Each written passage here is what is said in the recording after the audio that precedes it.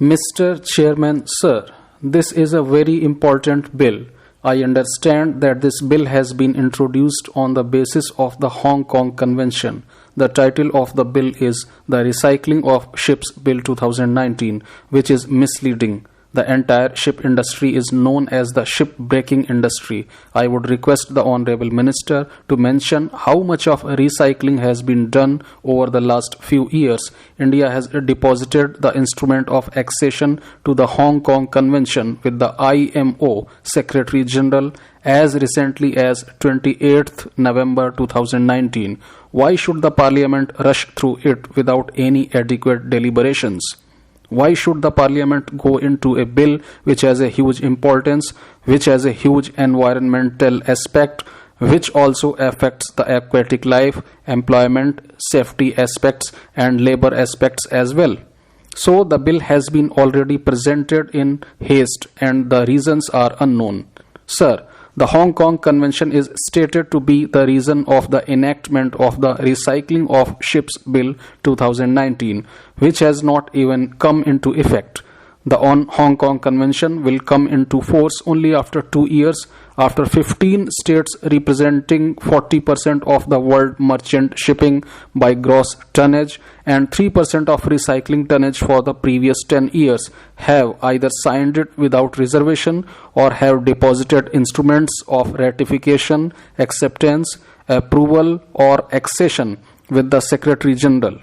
Sir, when this is discussed, we should also understand the date of India's joining the convention, the number of states required to bring this convention into force, and further tonnage and recycling volumes needed for the convention to come into force. So the Hong Kong Convention is yet to come into force. Only after it comes into force after 2 years and the particular tonnage is accepted, this bill will be a valid bill.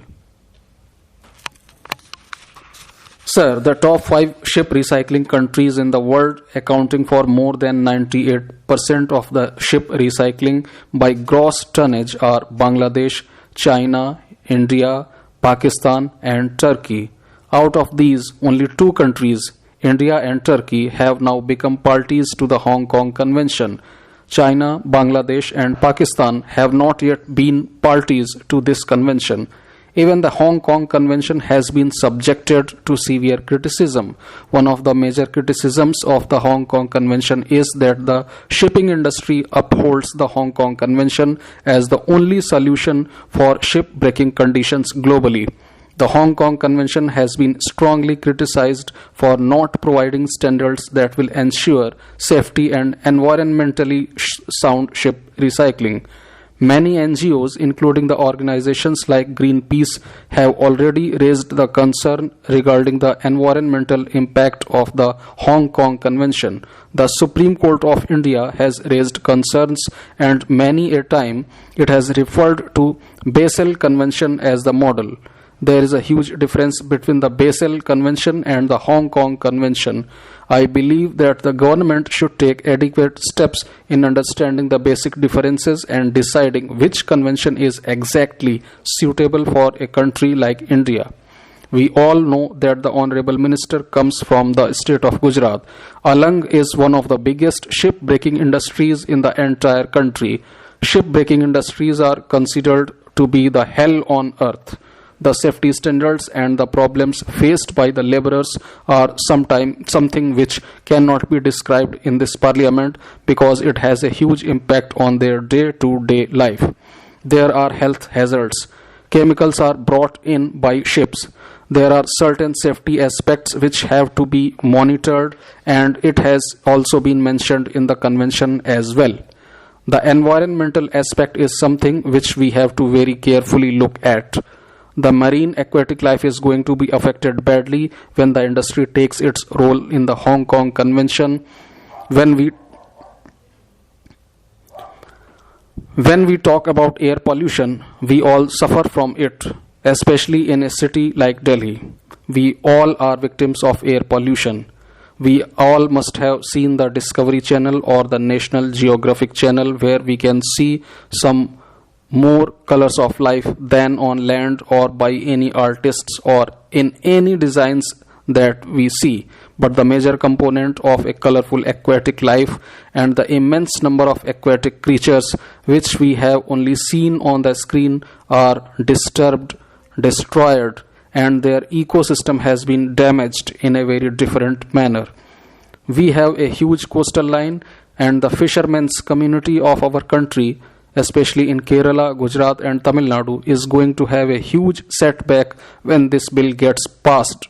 As regards the environmental impact, as I said, we know that the climatic condition has been changing globally, and with the increasing heat in the oceans, the amount of fish catch is becoming less, and the amount of salt content in the oceans is also rising, which is very alarming. And cautious steps need to be taken by the fishing industry. I would have been eager to see the Honorable Minister of Fishing also become a part of this discussion, because it is the other side of the coin. That is the day-to-day livelihood of the fishermen's community that is going to be the worst affected. Har Ghar Jal is a very important project of the government where drinking water should reach every household by 2024. Where is the water source for it? I had asked the Honorable Minister about the water source for it, and oceans are a huge source where desalination plants can be used. But those water sources are going to be highly polluted by this industry. The bill is also relevant for the shipbreaking, which is now carried by the ship repairing unit of the Steel Industries Limited, Kerala. Ships are broken down safely by beaching in Alang in the shipbreaking yards of Gujarat.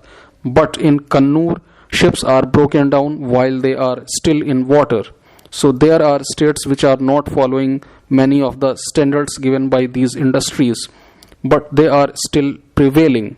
I agree on the employment aspect of the industry where thousands of youngsters of this country get jobs, but environment is something that we have to very closely look upon. Breaking ships in inland water wreaks havoc in the ecosystem and affects fishermen.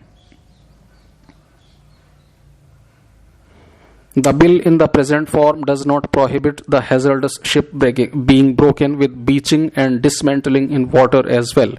This is a very important aspect. I would like to have the government's attention on this issue. Has the government taken note of the contradiction between the Basel Convention and the Hong Kong Convention? There are a number of cases in the Supreme Court in which the Basel Convention has been referred to. It also finds a mention in the Hazardous Wastes Management, Handling and Transboundary Movement Rules 2008.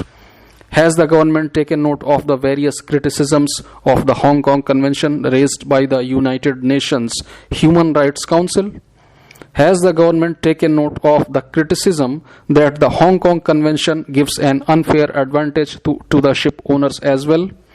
Has the government taken note of the fact that none of the European nations support it and are not part of the Hong Kong Convention and have adopted their own Ship Recycling Regulation Act of 2013? Why is India or some of the third world countries or the developing countries becoming a part of this industry? Employment is not the only factor here, but many of the developed countries do not want these hazardous chemicals to impact the environment in their countries. That is the reason why we have become a victim of this industry. A substantial number of ships for breaking arrive from Europe. Has the government taken note of the impact on a national level? It is the shipbuilding lobby which would stand to benefit out of this bill in its present form being enacted into a statute. That too at this point of time when the international law on this subject is in a state of flux. The government seems to be hand in glove with them so that the existing environmental norms regarding the handling of hazardous waste as affirmed by the Honorable Supreme Court's judgment is flouted with impunity under the garb of a new enactment. This is a serious concern raised by the people involved in the industry.